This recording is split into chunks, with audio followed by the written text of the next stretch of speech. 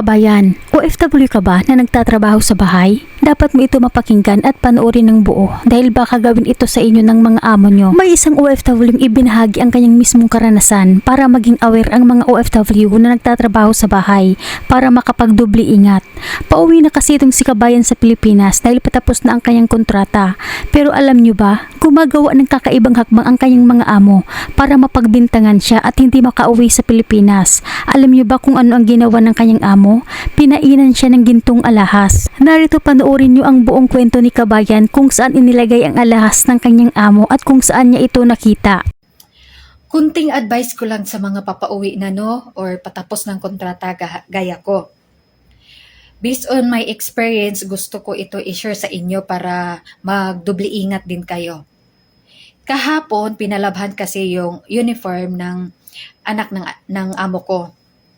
Ganito ang nangyari. Nilabhan ko yung uniform at pagkagabi ay pinansya ko. Wala namang problema. Nagtaka na lang ako kaninang umaga ay pinaplansya ulit. At nung pabaliktad na sana ako ng plansya, ganito yung nangyari.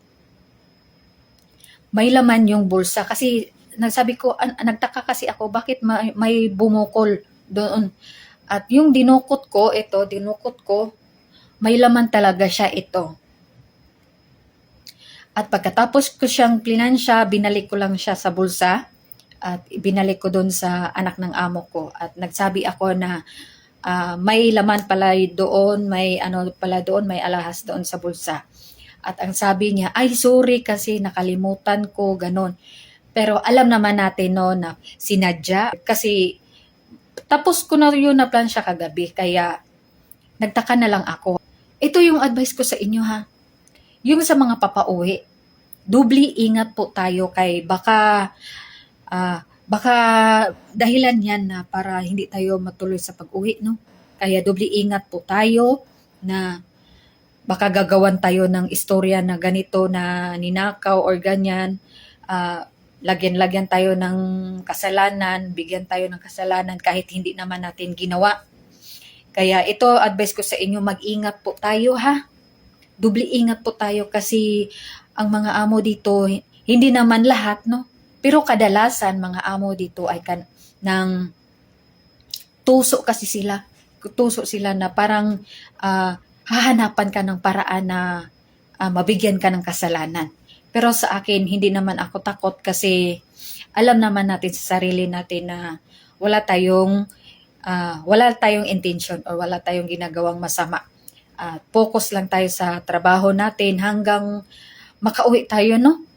Kaya advice ko sa inyo, mag-ingat po tayong lahat sa yung mga papauwi na. Dubli ingat po tayo. Isang malaking aral at babala ito sa lahat ng kasambahay sa abroad. May mga amo pala talagang kayang mag-sit up o mag-iwan ng alahas sa damit para lang makagawa ng dahilan o magbintang para hindi makauwi ang isang OFW sa Pinas. I-share nyo ito mga kababayan para maging alerto din ang iba nating mga kababayan na nagtatrabaho sa bahay, lalo na yung mga pauwi na sa Pilipinas. Hanggang dito na lamang po, mag-ingat po kayo palagi kung saan man kayo ngayon.